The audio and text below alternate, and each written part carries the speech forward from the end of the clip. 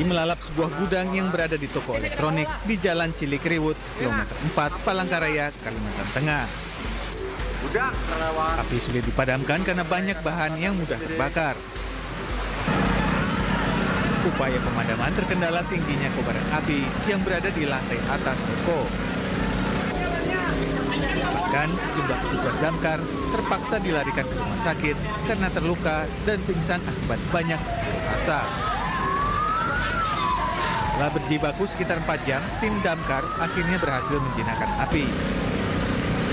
Satu bagian matanya kena besi, sekarang dibawa ke rumah sakit Petang Pambelum, kondisi masih bisa ngomong. Yang satunya pingsan, kita nggak tahu pingsannya, tapi menurut ilmu saya dia adalah karena karbon dioksida. Jadi 2 orang, Pak ya? 2 orang yang itu petugas apa, Pak? Petugas apa itu, Pak? Petugas damkar semuanya. Meski tidak ada korban jiwa dalam peristiwa ini, namun kerugian ditaksir mencapai miliaran rupiah. Palangkaraya, Kalimantan Tengah, Ade Sata, Anyus melaporkan.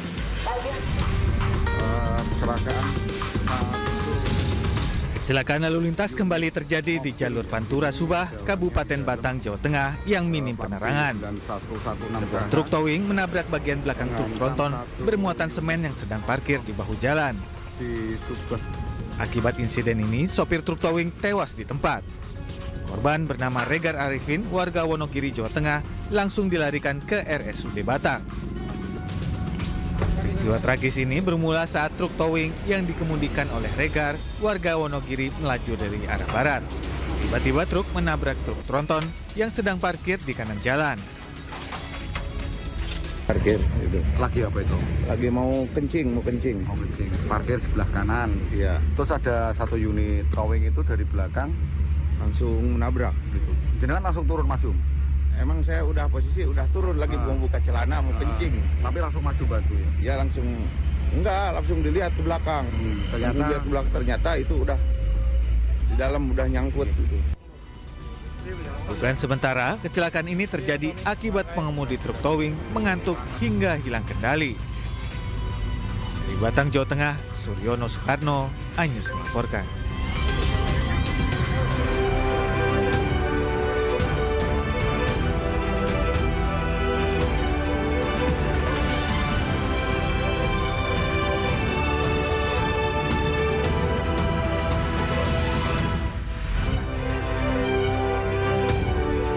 Tabrakan beruntun 2 truk, 1 bus, dan 3 sepeda motor di Jalan Raya Cianjur Cipanas mengakibatkan 1 tewas.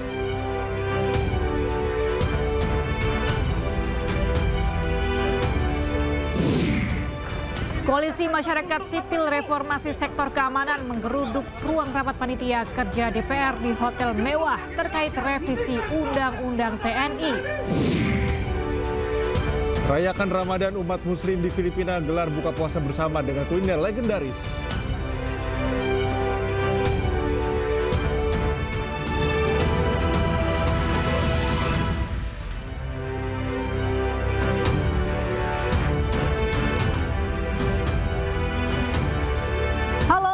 Pemirsa News Pagi kembali hadir melengkapi informasi Anda pagi hari ini. Selain 3 berita utama tadi, sejumlah informasi menarik lainnya juga telah kami siapkan untuk Anda bersama saya, Cika Multazam. Dan saya Galuh Pandu, inilah News Pagi selengkapnya.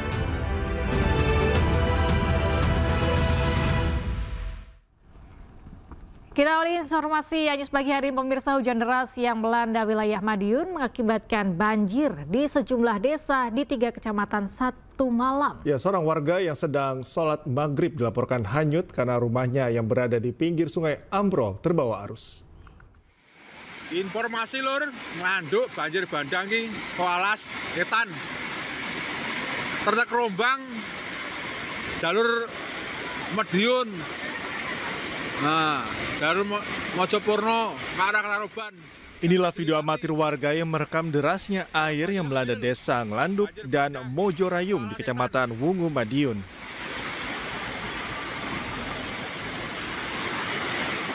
Hujan deras yang terjadi sejak Sabtu sore membuat sejumlah desa di Kecamatan Wungu, Wonoasri, dan Dagangan dilanda banjir saat warga akan melaksanakan sholat tarawih. Laporkan kembali untuk situasi sekitar Buk, Malang. Air mengarah ke masuk Jalan Pilang Muda. Luapan air sungai tak hanya masuk ke rumah warga, namun hingga ke jalan raya penghubung antar desa dan kecamatan. Bahkan di desa Dagangan, kecamatan Dagangan, rumah seorang warga yang berada di pinggir sungai ambrol. Bahkan pemilik rumah yang sedang melaksanakan sholat maghrib usai berbuka puasa hanyut bersama sebagian bangunan rumahnya. Proses pencarian terhadap korban pun terkendala kondisi derasnya arus air serta keadaan gelap di sekitar lokasi kejadian.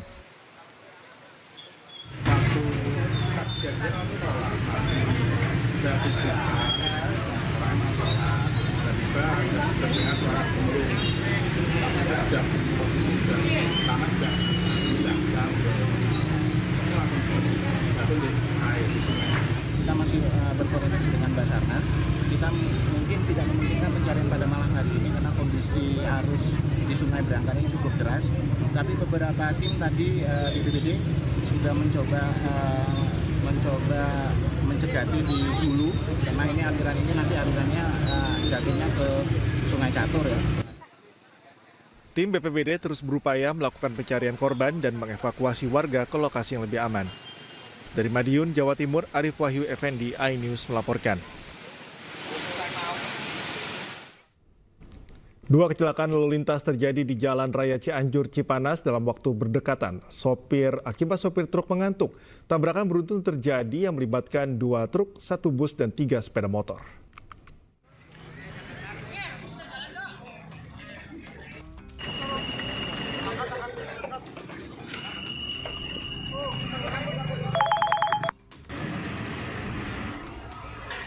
Dua kecelakaan lalu lintas terjadi di Jalan Raya Cianjur Cipanas dalam waktu berdekatan. Tabrakan beruntun terjadi yang melibatkan 2 truk, 1 bus, dan 3 sepeda motor. Tim SAR gabungan yang tiba di lokasi langsung mengevakuasi kendaraan yang terlibat kecelakaan. Kecelakaan diduga karena sopir truk mengantuk. Akibat kejadian tersebut, 5 orang alami luka ringan dan seluruh korban sudah dibawa ke RSUD Cianjur. Sementara di waktu sebelumnya, karena supir hilang kendali, sebuah truk bermuatan kelapa menabrak pagar pembatas. Truk hilang kendali ketika melewati jalur menikung dan menurun. Akibatnya sopir truk meninggal di lokasi karena terjepit badan truk. Truk yang pengangkut kelapa melaju dari arah Bogor menuju Cianjur, tepatnya di Kampung Ciberem, Desa Ciberem, Kecamatan Cugenang, Kabupaten Cianjur. Truk tersebut diduga sopir mengantuk dan tidak bisa mengendalikan. Untuk truk menabrak ke kiri ke arah penahan tanah, kemudian untuk sopir meninggal dunia. Terima kasih. Akibat 2 kecelakaan ini, arus lalu lintas dari kedua arah sempat alami kemacetan panjang. Dari Cianjur, Jawa Barat, Andi Ihsan, iNews melaporkan. Diduga melaju dengan kecepatan tinggi, sebuah angkutan umum menghantam sepeda motor yang dikendarai 2 remaja. Akibat kejadian tersebut, 1 korban terpental sejauh 3 meter.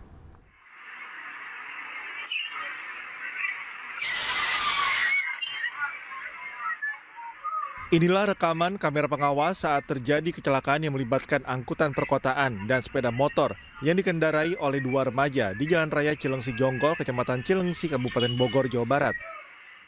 Diduga sopir angkot yang melaju dari arah Jonggol ke arah Cilengsi melaju cukup kencang hingga menabrak sepeda motor. Bahkan salah satu korban terpental sejauh 3 meter, sementara 1 korban lainnya terjepit pada bagian depan mobil. Korban yang mengalami luka-luka langsung dievakuasi warga sekitar ke rumah sakit terdekat untuk mendapatkan perawatan medis. Sementara itu, kasus kecelakaan ini tengah ditangani unit Gakum Satlantas Polres Bogor. Wah, ngegoler kabeh. Duaan. Sempat kepental. Kepental. Di jalur tuh ke handap.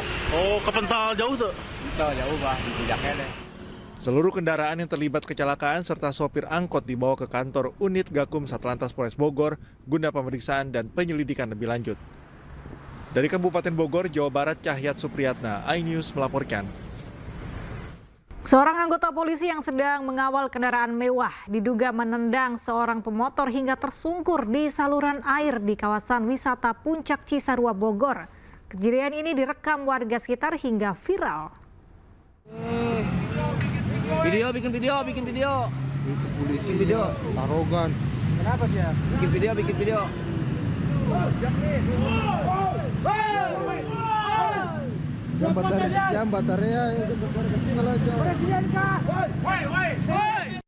Detik-detik seorang pengendara motor yang tersungkur ke dalam saluran air karena diduga dipepet dan ditendang oleh seorang anggota Patwal Polres Bogor di kawasan Cisarua Puncak terekam kamera amatir warga.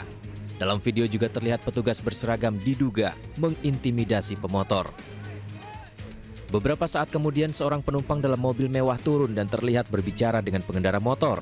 Namun karena diteriaki warga, penumpang mobil tersebut akhirnya kembali masuk dan melanjutkan perjalanan. Kejadian ini pun sempat menarik perhatian warga termasuk pengguna Jalan Raya Puncak. Menyikapi peristiwa yang akhirnya viral di media sosial ini, pihak Polres Bogor meminta maaf kepada korban dan membantah bahwa anggotanya telah menendang korban. Menurutnya saat itu anggotanya sedang mengawal rekannya yang akan turun dari jalur puncak. Saya tekankan untuk yang di medsos itu dikatakan adanya ditendang itu tidak, tetapi karena memang bersentuhan dengan kendaraan, kena crash bar motor patroli, akhirnya yang bersangkutan terjatuh.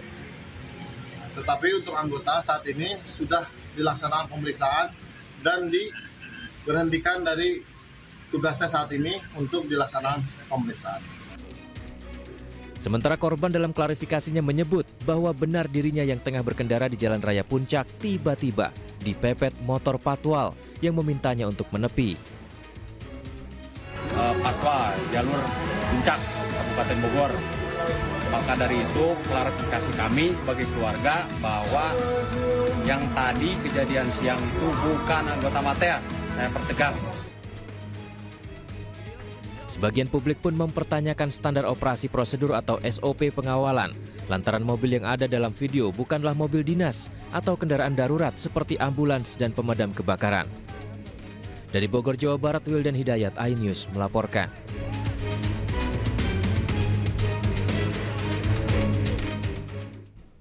Polisi terus menyelidiki identitas kerangka manusia di dalam mobil yang terparkir di asrama polisi Polsek Ujung Pangkah, Gresik. Polisi memeriksa 20 saksi yang diantaranya terdiri dari anggota Polsek Ujung Pangkah.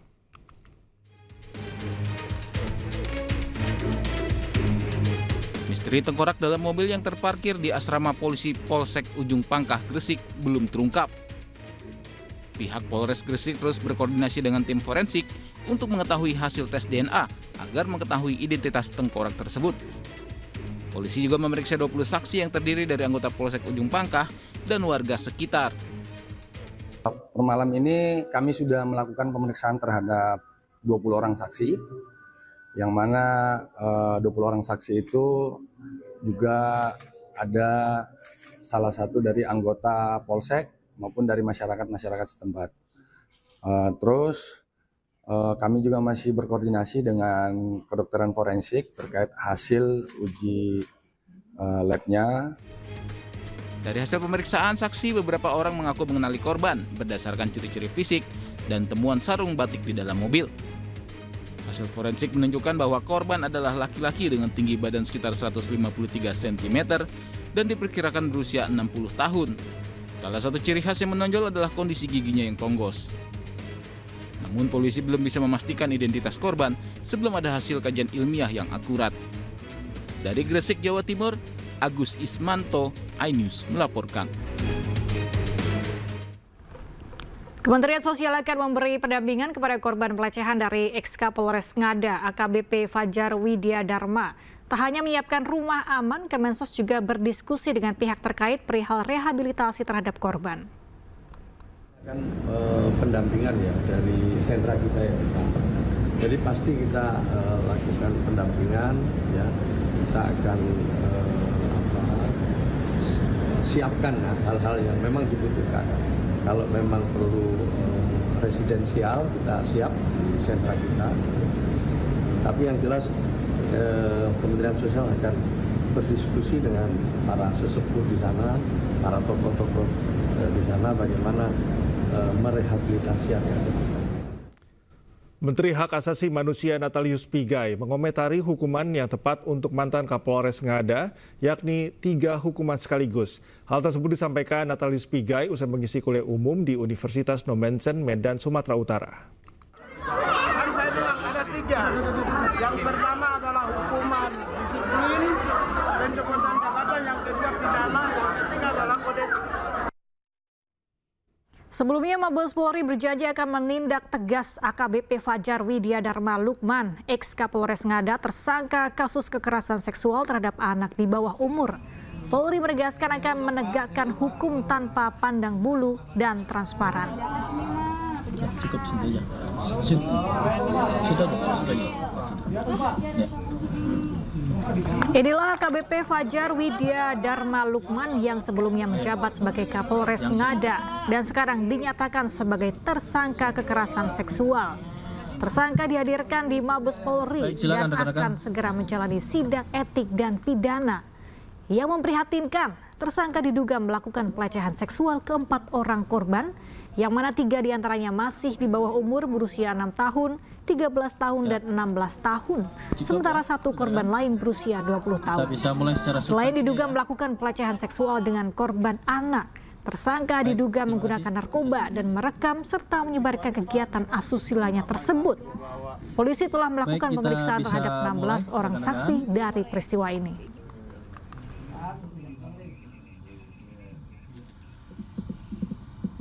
Saya menyampaikan hasil dari penyelidikan pemeriksaan melalui kode etik dari Watprof, ditemukan fakta bahwa FLS telah melakukan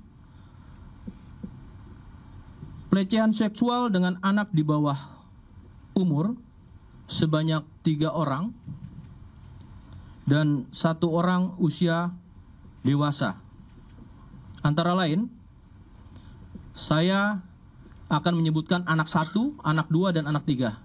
Ya, anak 1 usia 6 tahun, anak 2 usia 13 tahun, anak 3 usia 16 tahun, dan anak, orang dewasa dengan inisial SHDR usia 20 tahun.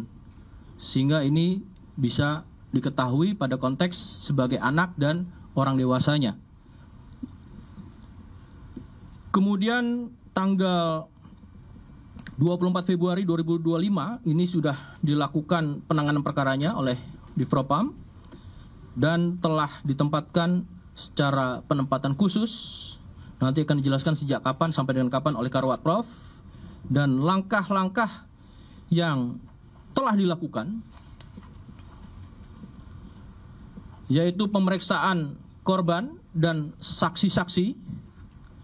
Saksi yang sudah dilakukan pemeriksaan sebanyak 16 orang. Kembali di Anies Pagi, pemirsa, Menteri Perdagangan Budi Santoso kunjungi Pasar Ciracas, Jakarta Timur untuk memantau harga bahan pokok jelang Lebaran. Ya, di sana Mendak juga memeriksa keberadaan minyak kita.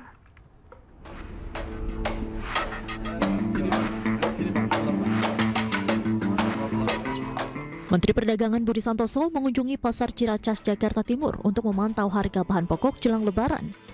Kunjungan Mendak kali ini untuk memastikan bahwa pasokan bahan pokok aman dan terkendali selama bulan puasa hingga Hari Raya Idul Fitri.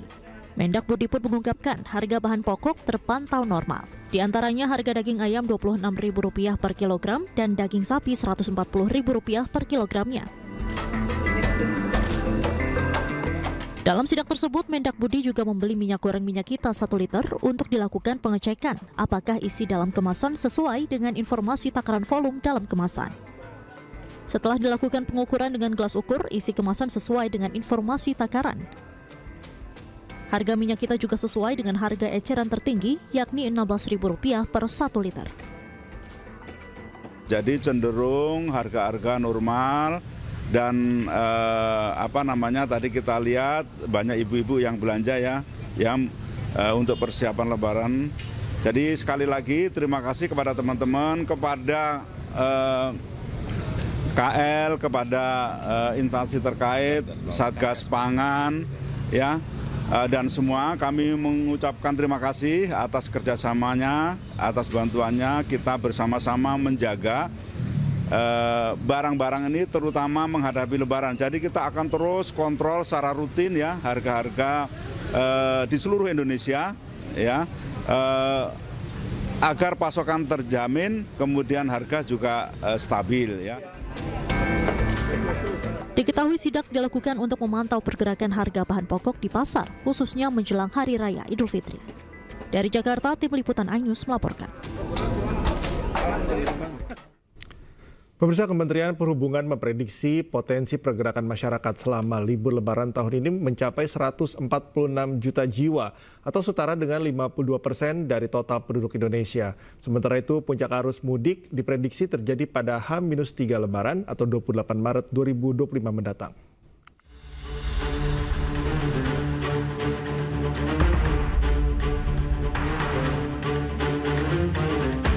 Kementerian Perhubungan bersama instansi terkait menggelar rapat koordinasi terkait kesiapan arus mudik dan arus balik Lebaran 2025 di kantor Kementerian Perhubungan Jakarta. Pemerintah memperkirakan pergerakan pemudik sudah akan mulai pada 21 Maret 2025 meskipun kebijakan pembatasan kendaraan baru berlaku pada 24 Maret. Puncak arus mudik sendiri diprediksi terjadi 3 hari jelang Lebaran atau 28 Maret 2025 mendatang. Jumlah pemudik yang akan melakukan perjalanan ada sebesar 52% atau sebesar 146,48 juta dengan tujuan sebagian besar dalam untuk merayakan Idul Fitri atau sebesar 62,6%. Pilihan utama untuk responden untuk memilih moda angkutan selama liburan adalah mobil pribadi sebesar 23%, bus sebesar 16,9%, kemudian dilanjut kereta api 16,1%, pesawat 13,5%, dan sepeda motor sebesar 8,7%. Kementerian Perhubungan bersama Polri telah menetapkan sejumlah titik pantau untuk memantau arus lalu lintas di titik-titik kritis seperti Pelabuhan Merak, Tol Cikampek Utama, dan jalur-jalur arteri. Untuk mengurangi lonjakan pemudik saat arus balik, pemerintah juga memberikan diskon tarif tol pada tanggal 3, 4, 8, dan 9 Mei 2025. Menhub menyebut kebijakan ini telah disahkan melalui surat keputusan bersama antara Kemenhub, Korps Lalu Lintas, dan Jasa Marga. Kementerian Perhubungan juga memastikan kondisi cuaca menjelang dan saat mudik masih terpantau kondusif berdasarkan pantauan BMKG. Namun, seluruh pihak terkait akan terus melakukan pemantauan dan kesiapsiagaan jika terjadi perubahan cuaca yang dapat menghambat perjalanan pemudik. Dari Jakarta, Rizky Solehudin, iNews melaporkan. Pengelola Bandara Soekarno-Hatta terus meningkatkan fasilitas jelang mudik Lebaran, salah satunya dioperasikannya kembali Terminal 1B untuk melayani penerbangan domestik. Pengoperasian terminal tersebut untuk mengurai kepadatan penumpang di Bandara Soekarno-Hatta.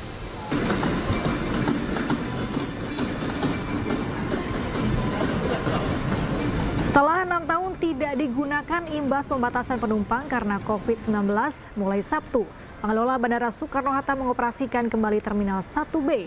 Suasana Terminal 1B hari ini dipadati sejumlah penumpang penerbangan domestik. Pengoperasian kembali Terminal 1B sebagai peningkatan fasilitas jelang arus mudik yang diperkirakan akan terjadi peningkatan jumlah penumpang pesawat.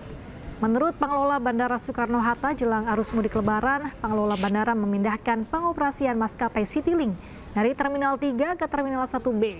Hal ini untuk keseimbangan jumlah penumpang di terminal.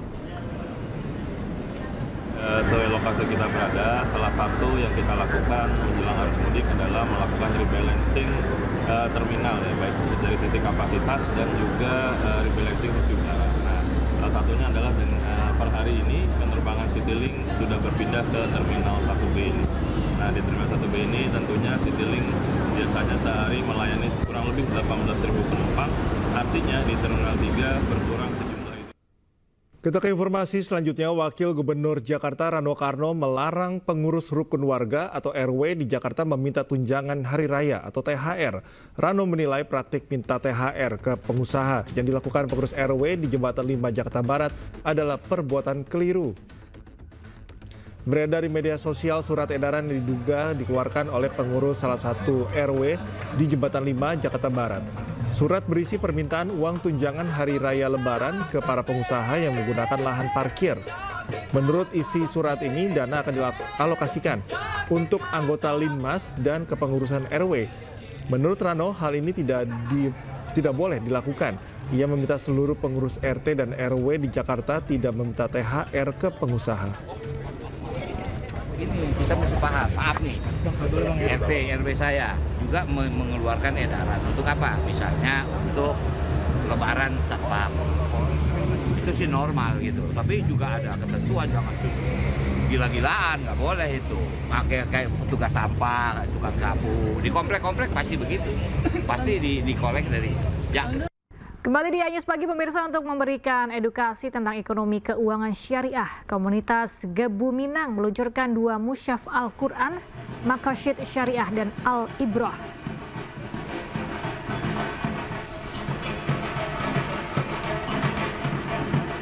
Acara ini dihadiri oleh Menteri Agama Nasaruddin Umar dan Menko Kumham Impas Yusril Iza Mahendra.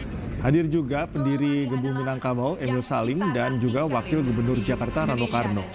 Untuk tahap awal, kedua musyaf Al-Quran akan dicetak lebih dari 10.000 kitab yang akan disebar ke berbagai penjuru di tanah air. Ketua Gebu Minang, Usman Sabta, menyatakan 2 musyaf Al-Quran merupakan bentuk kepedulian terhadap ekonomi dan budaya Indonesia. Nanti inilah memberikan warna yang sangat khusus kepada umat Islam Indonesia. Ya, jadi masyarakat Indonesia itu moderat, plural. Itu karena peranan masyarakat Minangkabau Padang. Kita lihat tokoh-tokoh penganjur Islam pertama seperti Profesor Hamka, itu kan guru bangsa Indonesia. Jadi boleh dikatakan bahwa guru agama masyarakat Indonesia itu adalah orang Padang.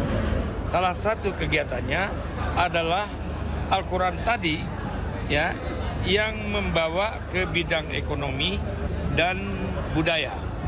Jadi antara ekonomi dan budaya itu tidak bisa dipisahkan bagi orang Minang. Nah itu nanti karena ada penciptaan Al-Quran, maka Menteri Agama hadir di sini. Bulan suci Ramadan ternyata membawa nuansa tersendiri bagi umat Muslim di Sydney, New South Wales, Australia. Meski tergolong sebagai kaum minoritas, namun keceriaan Ramadan tetap disambut meriah dengan beragam acara menarik.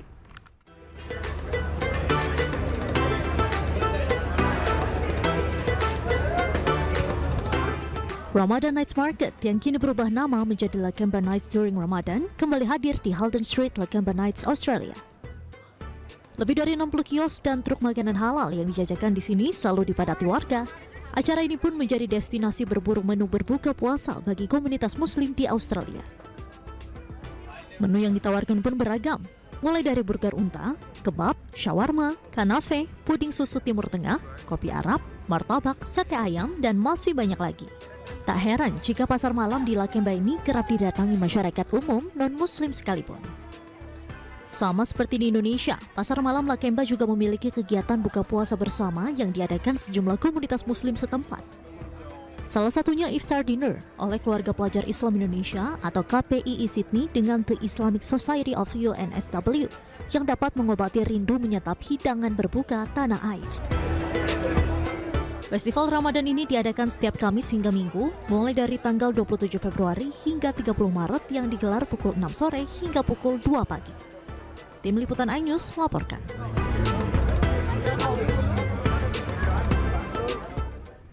Pemirsa, di bulan Ramadan, bulan suci yang penuh berkah ini, pegawai KBRI Riyadh, Arab Saudi melakukan umroh bersama masyarakat Indonesia yang tinggal di Riyadh. Kegiatan umroh tersebut dilakukan untuk meningkatkan ketakwaan jamaah. Kita akan melakukan perjalanan ke Mekah untuk melaksanakan ibadah umroh Ramadan. Pegawai Kedutaan Besar Republik Indonesia Riyadh, Arab Saudi menyelenggarakan umroh bersama di bulan Ramadan 1446 Hijriah. Kegiatan ini berlangsung di momentum istimewa di mana periode kali ini merupakan periode jumlah jamaah umroh terbanyak dalam satu hari, yang mencapai lebih dari 500.000 jamaah. Kegiatan ini dilakukan sebagai ajang silaturahmi, meningkatkan ketakwaan, serta memfasilitasi warga negara Indonesia di Riyadh untuk meraih keberkahan Ramadan dengan melaksanakan umroh bersama. Sebanyak 44 peserta yang terdiri dari pegawai KBRI Riyadh dan masyarakat Indonesia di Riyadh ikut dalam pelaksanaan umroh kali ini. Rombongan berangkat dari KBRI Riyadh menggunakan bus menuju Makkah. Sesampainya di Mekah, rombongan melaksanakan umroh dengan penuh kehusyukan meski harus berbagi ruang dengan ribuan jamaah lain dari berbagai negara. Suasana Masjidil Haram yang penuh menambah syahdu perjalanan spiritual para jamaah. Bahwa umroh pada masa Ramadan itu adalah sangat penuh, apalagi dengan berita bahwa pada tanggal 6 itu jumlah jamaah tercatat sebanyak 500.000 per hari yang datang ke Mekah. Namun itu tidak menyurutkan niat kami bahwa kita mencari keutamaan. Susah atau sulitnya untuk berumroh itu adalah terkait dengan perjuangan kita untuk melakukan ibadah pada bulan Ramadan yang nilainya adalah bila kita melakukan umroh pada bulan Ramadan sama halnya dengan haji. Perjuangannya memang berat, tapi itu akan kita hadapi. Kegiatan ini menjadi bagian upaya dari KBRI Riyadh untuk terus menjaga semangat kebersamaan dan kekeluargaan di kalangan masyarakat Indonesia di Arab Saudi, khususnya pada bulan Ramadan ini. Tim Liputan iNews melaporkan. Tablik akbar yang mengusung tema nikmatnya Ramadan di lapang Stadion Purnawarman, Purwakarta, Jawa Barat pada Sabtu malam berlangsung meriah. Selain tausiah, warga juga dihibur dengan penampilan sejumlah musisi ternama.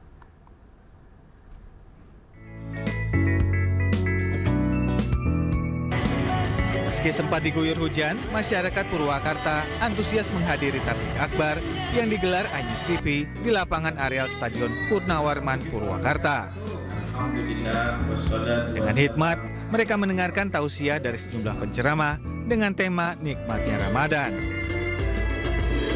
Kegiatan keagamaan yang didukung Bank Mandiri ini berlangsung meriah.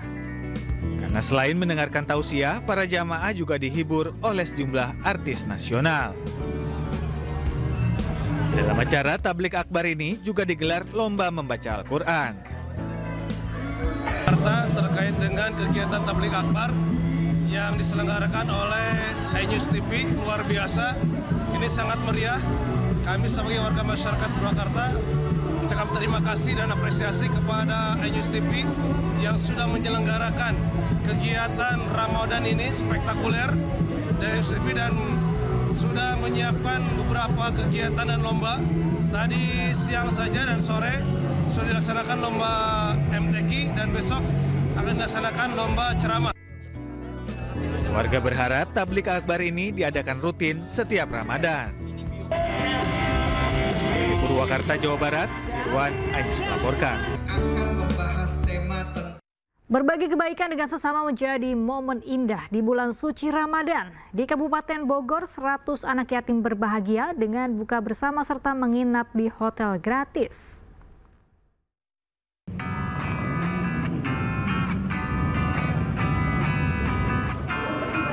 Dalam rangka bulan Ramadan, Syariah Hotel Sentul bersama dengan Motor Besar Indonesia mengadakan buka puasa bersama anak-anak yatim. Kegiatan ini bertujuan untuk berbagi kebahagiaan dan menjalankan charity komunitas MBI.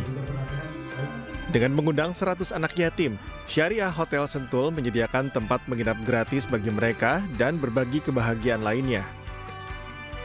Kegiatan diawali dengan pembacaan ayat suci Al-Quran, yang kemudian diikuti dengan pembagian sembako secara simbolis untuk para peserta.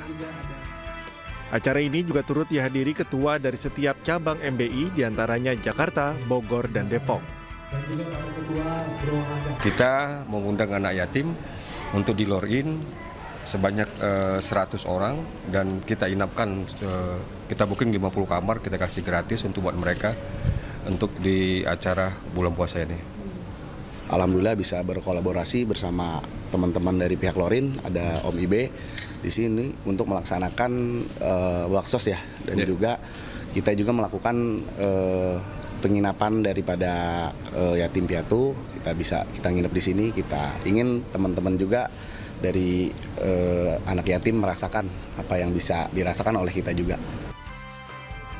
Tujuan dari kegiatan komunitas MBI ini adalah untuk berbagi kebaikan di bulan Ramadan dan memberikan manfaat pada sesama. Dari Bogor, Jawa Barat, Naura Syafiqah, Aris Setiawan, iNews melaporkan. Iya, beragam cara dilakukan untuk berbagi kebaikan di bulan suci Ramadan. Bahkan sampah botol plastik bisa dikonversikan menjadi donasi yang bermanfaat untuk sesama.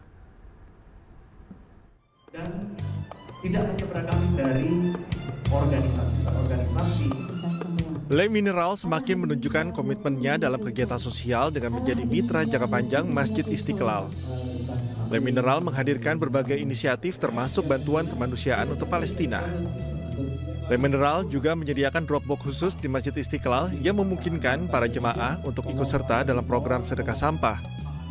Setiap botol plastik yang dikumpulkan akan dikonversikan menjadi donasi yang nantinya disalurkan untuk bantuan kemanusiaan bagi Palestina melalui Badan Amil Zakat Nasional atau Basnas. Tak hanya itu, sebagai bagian dari komitmennya, Le Mineral juga memberangkatkan umroh para marbot dan memberikan beasiswa kepada siswa berprestasi anak dari para marbot. Ini saya rasa Le Mineral jadi top ya, sempurna bantuannya itu. Yang pertama kan mereka memberi donasi takjil. Kemudian yang kedua ada hadiah umroh. Kemudian ada beasiswa, lalu ada bantuan air mineral. Nah, empat ini luar biasa ya. Menanggapi kegiatan yang diinisiasi oleh Le Mineral, Kiai Haji Nur Ahmad selaku Ketua Basnas menanggapi bahwa hal ini menunjukkan bahwa Le Mineral merupakan produk asli milik Indonesia untuk dunia. Green ekonomi, green zakat bisa terlaksana, peduli terhadap masyarakat kecil, masyarakat keagamaan khususnya, dan juga peduli terhadap Palestina. Ya Masya Allah ya, aku juga baru tahu gitu, Le Mineral kerjasama jangka panjang sama Masjid Istiqlal dan Basnas.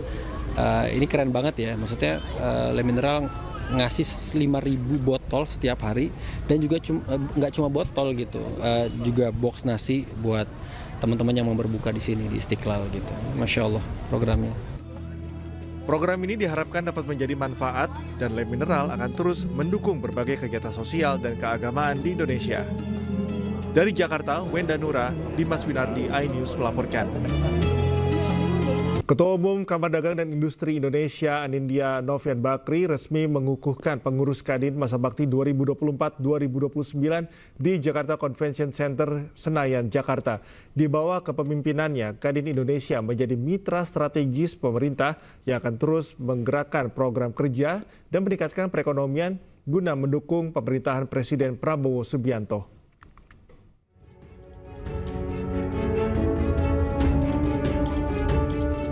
Ketua Kadin Indonesia Anindya Novian Bakri resmi mengukuhkan 2.800 pengurus Kadin untuk masa bakti 2024 hingga 2029 di JCC Senayan, Jakarta. Pada pengukuhan yang turut dihadiri Waketum Kadin Indonesia, bidang komunikasi, informatika, dan digital, Clarissa Tanusudibyo ini, para pengurus ditekankan untuk menjalankan Undang-Undang Nomor 1 Tahun 1987 terkait mitra strategis pemerintah. Selain terus menggerakkan program kerja, Anindya Novian Bakri juga akan meluncurkan Quick Win guna mendukung program pemerintah mulai dari makan bergizi gratis, pemeriksaan kesehatan gratis, rumah layak, hingga pekerja migran. Kadin ini adalah kapal besar, naungan dunia usaha.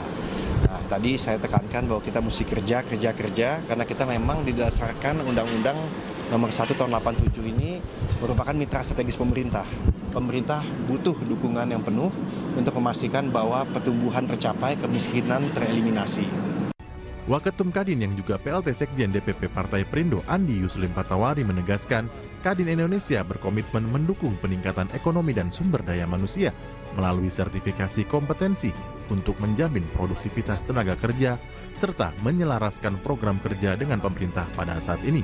Kadin sebagai mitra pemerintah akan mendukung program pemerintah dalam hal peningkatan ekonomi 8% dan menekan angka kemiskinan 0%.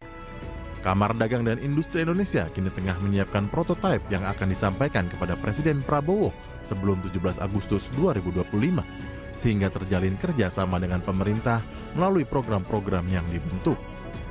Dari Jakarta, Rian Rahman, iNews melaporkan.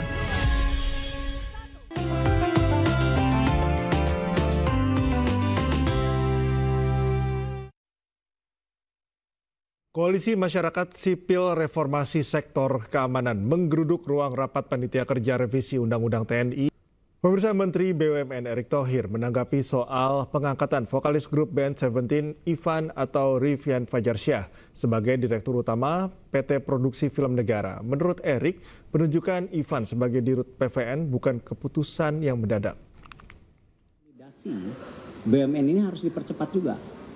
Ya, salah satunya kita punya Balai Pustaka, kita punya PFN, kita punya Lokananta.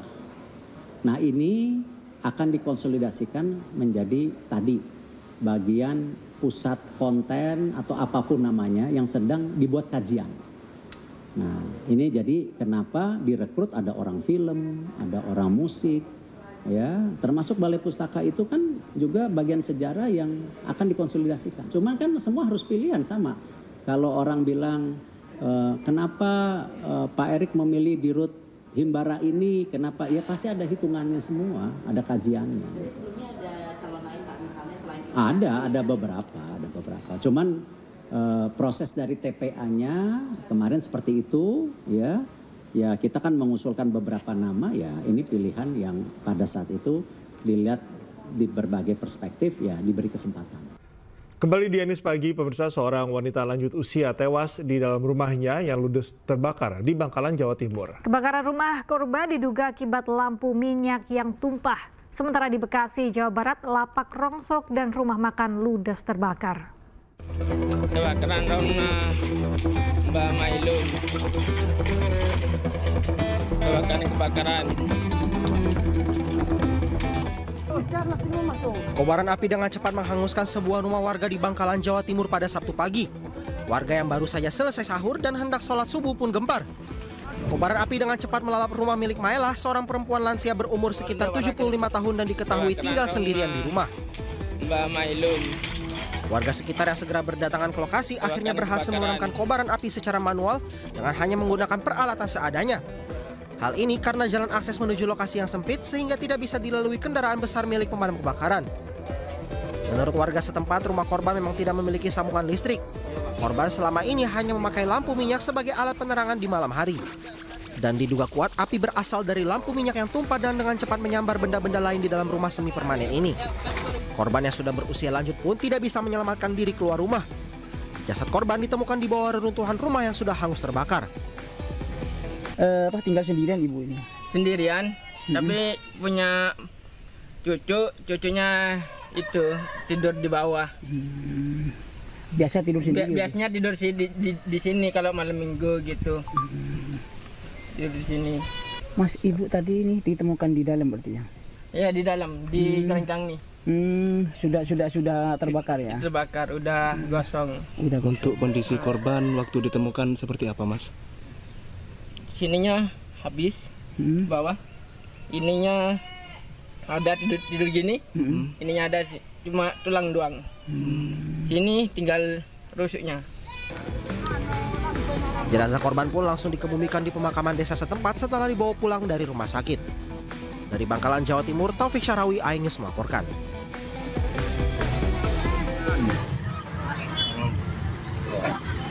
Jauh begola kebakaran. Wah, ngerembet ke Posen. Beginilah kebakaran yang melanda rumah makan Cobek Ulek Marlinda yang berlokasi di Jalan Kiai Haji Tajudin, Kelurahan Bahagia, Kecamatan Babelan, Kabupaten Bekasi. Kebakaran diduga bermula dari aktivitas pembakaran busa limbah kulkas di lapak rongsok yang berada di samping rumah makan tersebut. Api kemudian merambat ke bangunan saung yang terbuat dari ijuk dan bambu hingga melahap bagian depan dan tengah bangunan rumah makan. Kebakaran terjadi pukul 9 pagi, di mana api bisa dipadamkan selama 1 jam. 2 unit mobil damkar dari Kabupaten Bekasi dikerahkan ke lokasi. Tidak ada kerugian jiwa akibat peristiwa ini, kerugian material diperkirakan mencapai 800 juta rupiah. Dari Bekasi, Jawa Barat, Lutfi, iNews melaporkan.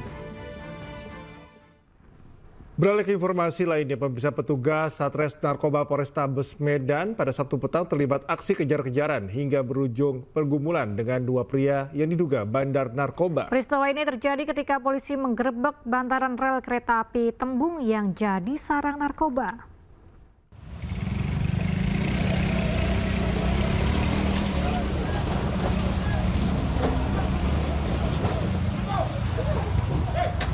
Aksi penangkapan terhadap dua pria terduga bandar narkoba berlangsung dramatis. Sini bang. Ini ya. Sini. Aksi kejar-kejaran pun mewarnai penangkapan ini karena pelaku berupaya melarikan diri hingga polisi melepaskan tembakan peringatan. Dua pria yang sudah menjadi target operasi kepolisian kerap melakukan transaksi narkoba ini diketahui berinisial F dan B. Dari tangan keduanya, polisi menyita beberapa paket besar sabu seberat lebih dari 20 gram. Menurut pihak kepolisian, bantaran rel kereta api Tembung memang dikenal sebagai salah satu lokasi peredaran narkoba. Untuk menghentikan praktek jual beli narkoba, seluruh gubuk yang dijadikan sebagai tempat para pelaku berjualan dihancurkan dan dibakar. Kesempatan kegiatan ini kita telah mengamankan 2 orang. Dari kedua orang ini kita telah amankan barang bukti berupa poketan sabu yang kita telah timbang tadi, kurang lebih berat kotornya hampir 20, sekian gram. Ada juga beberapa bong yang digunakan untuk para pemakai yang langsung memakai narkoba di lokasi ini. Kedua pelaku kini menjalani pemeriksaan di Polrestabes Medan. Dari Medan, Sumatera Utara, Adi Palapa Harahap, iNews melaporkan. Polisi belum menetapkan tersangka kasus pengeroyokan seorang mahasiswa UKI yang tewas di kampusnya. Ya, namun jumlah saksi yang diperiksa bertambah jadi 27 saksi. Dan pemirsa, informasi ini sekaligus menutup iNews pagi hari ini. Cuplikan tayangan berita iNews dapat Anda saksikan di kanal YouTube @official iNews. Mewakili kerabat kerja yang bertugas, saya Galuh Pandu. Dan saya Cika Mutaza undur diri. Terima kasih. Selamat pagi dan sampai jumpa.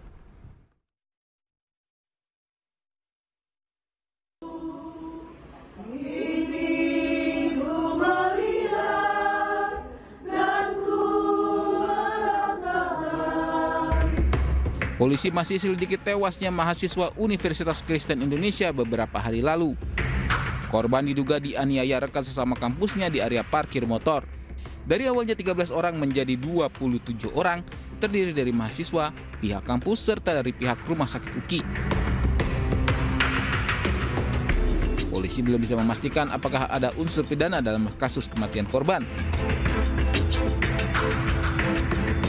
Kami sudah masih dalam tahap penyelidikan. Tahap penyelidikan itu apa? Tahap untuk mengumpulkan barang alat bukti. Ya, mengumpulkan alat bukti untuk kita dapat memutuskan apakah ini merupakan tindak pidana atau bukan. Jadi minimal 2 alat bukti.